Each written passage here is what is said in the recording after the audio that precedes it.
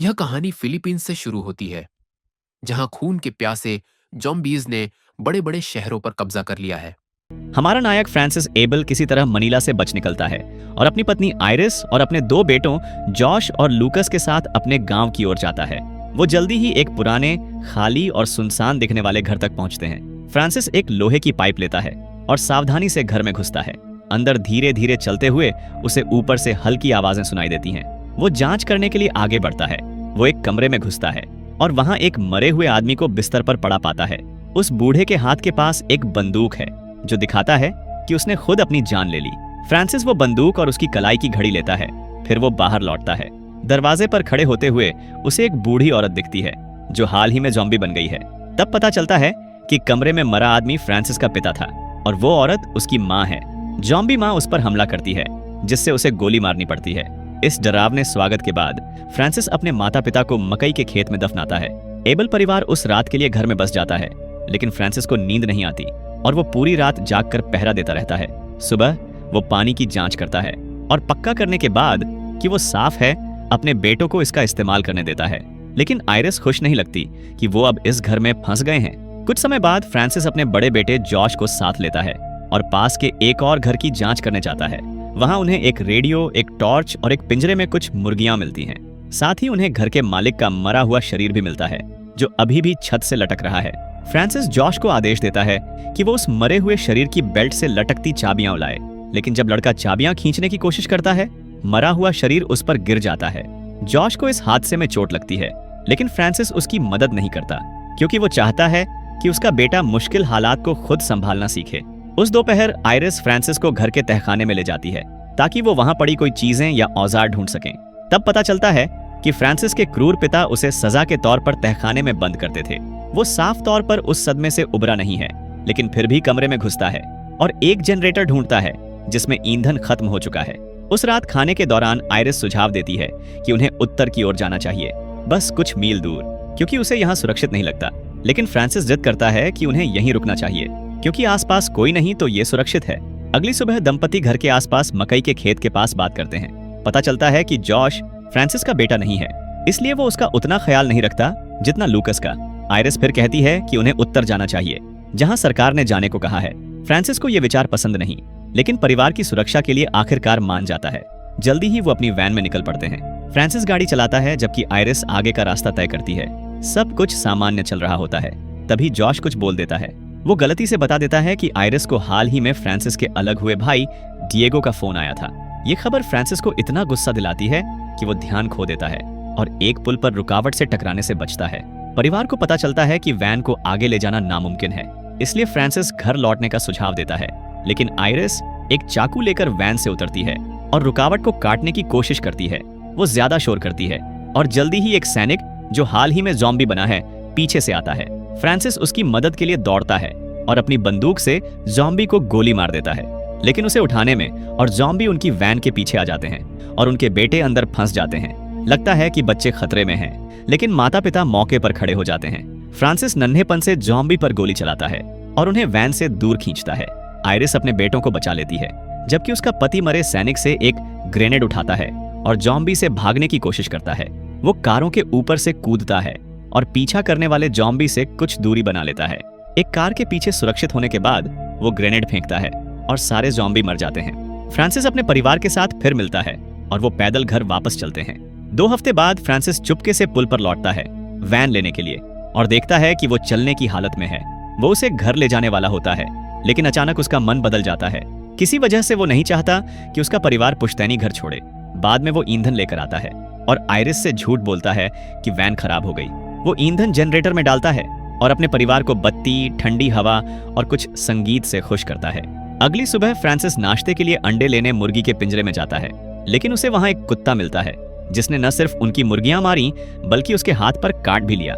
Iris बाद में उसके जख्मों का इलाज करती है, लेकिन सुझाव देती है कि उन्हें अस्पताल ढूंढना चाहिए क्योंकि उनके पास रेबीज की दवा नहीं। इस बीच जॉश को रेडियो पर कुछ सुनाई देता है पास के एक कैंप के बारे में, लेकिन वो पूरा संदेश समझ नहीं पाता। बच्चा ये बात अपने माता पिता को रात के खाने पर बताता है और गर्मा-गर्म बहस शुरू हो जाती है। आयरिस कहती है कि उन्हें कैंप ढूंढने जाना चाहिए, लेकिन फ्रांसिस घर पर रुकने की जिद करता है। वो उसे याद दिलाता है कि बाहर उन्होंने कितनी बार खतरे देखे। अगली सुबह जल्दी फ्रांसिस मुर्गी का पिंजरा ठीक कर रहा होता है। तभी जॉश उसके पास आता है और जनरेटर चालू करने की मांग करता है। फ्रांसिस साफ मना कर देता है, जिससे दोनों में बहस हो जाती है। फ्रांसिस जॉश से पूछता है कि क्या वो अपने परिवार को बचाने के लिए वैसा ही मार सकता है जैसा उसने पुल पर किया। जब बच्चा नन्हेपन से कहता है कि वो कर सकता है, फ्रांसिस उसे पास के खेत में ले जाता है, उसे बंदूक चलाना सिखाने।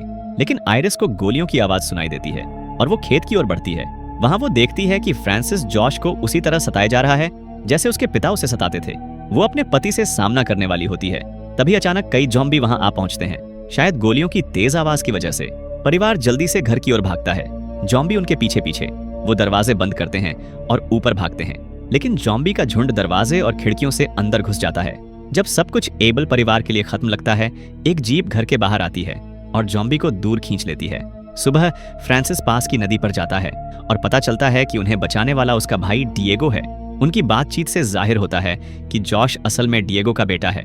दोनों भाई अपने अतीत पर बात करते हैं, जिसमें डिएगो हर चीज के लिए माफी मांगता है और बताता है कि वो उनकी मदद के लिए आया, लेकिन फ्रांसिस के अहंकार भरा है और वो सारी मदद ठुकरा देता है। वो अपनी बंदूक निकालता है और डिएगो पर तान देता है।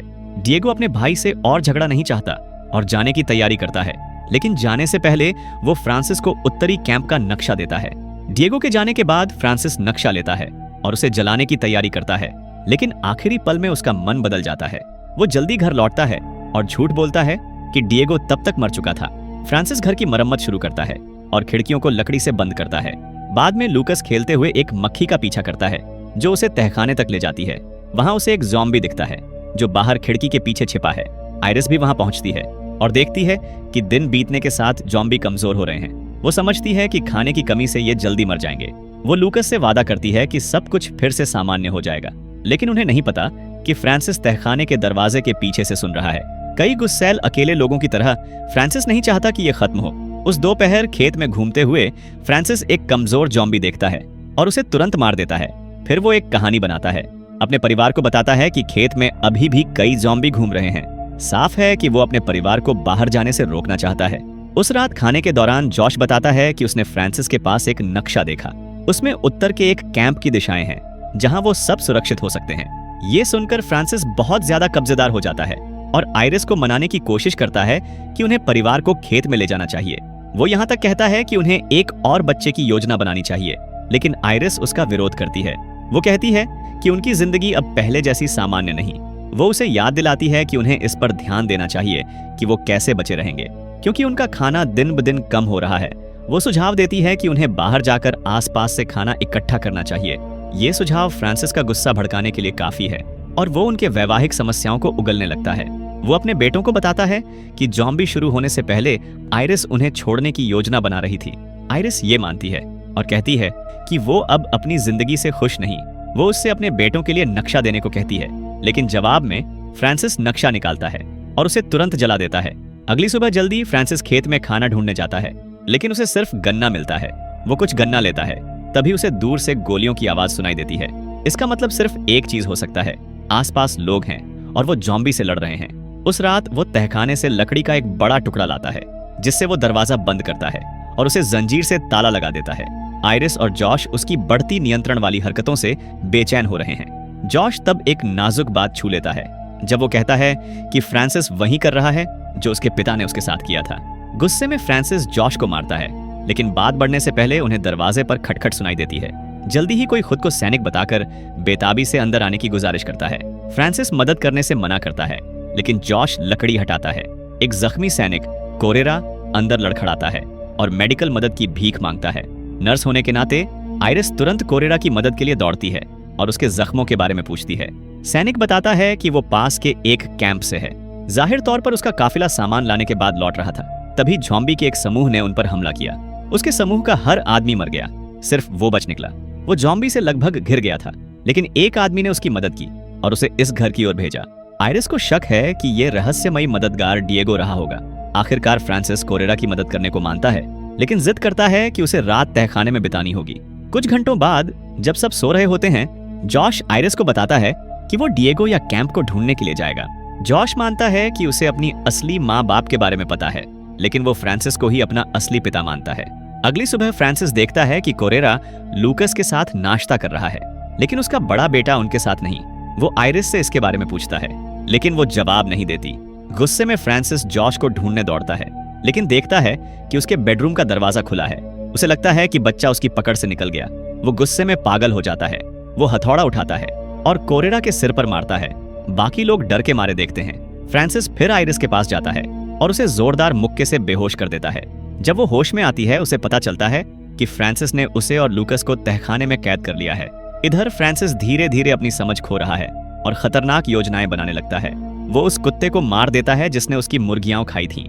उसका गोश्त पकाता है, फिर कोरेरा की सैनिक वर्दी पहनकर तहखाने में जाता है। जब उसका परिवार गोश्त खाने से मना करता है, फ्रांसिस गुस्से में थाली जमीन पर पटक देता है। वो बताता है कि जब वो छोटा था तो उसका पिता उसे खाना न खत्म करने की सजा देता था। कुछ समय बाद आयरिस और उसका छोटा बेटा इस खतरनाक घर से भागने की योजना बनाते हैं। अगले दृश्य में फ्रांसिस अचानक लूकस की चीखों से नींद से जागता है। वो जल्दी तहखाने की ओर दौड़ता है, लेकिन जैसे ही वो अंदर घुसता है, आयरिस उसे फर्नीचर के टुकड़े से मारती है।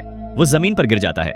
कुछ देर के लिए बेहोश आयरिस उसे चाबियां लेती है और माँ बेटा तहखाने से भाग निकलते हैं। थोड़ी देर बाद फ्रांसिस होश में आता है और उनके पीछे दौड़ने की कोशिश करता है, लेकिन उसे पता चलता है कि वो तहखाने में अकेला है और उसे अपने पिता की यादें दिखने लगती हैं, जो उसे सजा के तौर पर यहाँ फेंकता था। इधर आयरिस कुछ सामान लेती है जिसमें एक चाकू भी है और लूकस के साथ बाहर भागती है। वो घर छोड़ने वाले होते हैं, तभी ज़ॉम्बी बन चुका डिएगो उन पर हमला करता है। इससे दोनों फिर से घर के अंदर भागते हैं, लेकिन डिएगो आयरिस का पैर पकड़ लेता है। जब बच्चा उसकी मदद करने की कोशिश करता है, डिएगो उस पर हमला करता है। इस खतरनाक पल में फ्रांसिस तहखाने से निकलता है। अपने परिवार को बचाने के लिए वो ज़ॉम्बी को मार देता है, लेकिन इससे पहले वो लूकस के हाथ पर काट लेता है। अब उनके पास सिर्फ दो रास्ते हैं, या तो बच्चे का हाथ काट दें या उसे ज़ॉम्बी बनते देखें। भावुक आयरिस पहला रास्ता चुनती है और इस दर्दनाक प्रक्रिया की तैयारी शुरू करती है। शुक्र है फ्रांसिस उसे होश में लाता है और कहता है कि उन्हें दूसरा रास्ता ढूंढना होगा। वो कहता है कि उन्हें बच्चे को नजदीकी मेडिकल सेंटर ले जाना होगा। इसके लिए फ्रांसिस उस पुल की ओर दौड़ता है जहां उसने कुछ दिन पहले अपनी वैन छोड़ी थी, लेकिन बदकिस्मती से चीजें पुल पर भयानक मोड़ लेती हैं। जॉश वहां एक बंदूक के साथ घूम रहा है जो उसने एक ज़ॉम्बी सैनिक के शव से उठाई थी। फ्रांसिस भी जल्दी वहां पहुंचता है और तुरंत अपनी वैन ढूंढ लेता है, लेकिन क्योंकि वो खून से सनी सैनिक वर्दी पहने हैं, वो ज़ॉम्बी जैसा दिखता है। जैसे ही फ्रांसिस जॉश के पास जाता है, जॉश डर के मारे गलती से ट्रिगर दबा देता है और अपने पिता को गोली मार देता है। जब उसे आखिरकार पता चलता है कि उसने क्या किया, वो माफी मांगने दौड़ता है। जॉश मानता है कि उसने हमेशा फ्रांसिस को अपना असली पिता माना। फ्रांसिस जवाब में अपना हाथ बढ़ाता है और कहता है कि उसने हमेशा जॉश को अपना बेटा माना। फ्रांसिस अपनी चोटों की वजह से मरने से पहले जॉश को वैन लेने और बाकियों को बचाने का निर्देश देता है। फिल्म खत्म होती है जब आयरिस देखती है कि छोटा जॉश वैन लेकर घर पहुंचता है, लेकिन सच कहें तो लूकस की हालत खराब है। देखने के लिए शुक्रिया।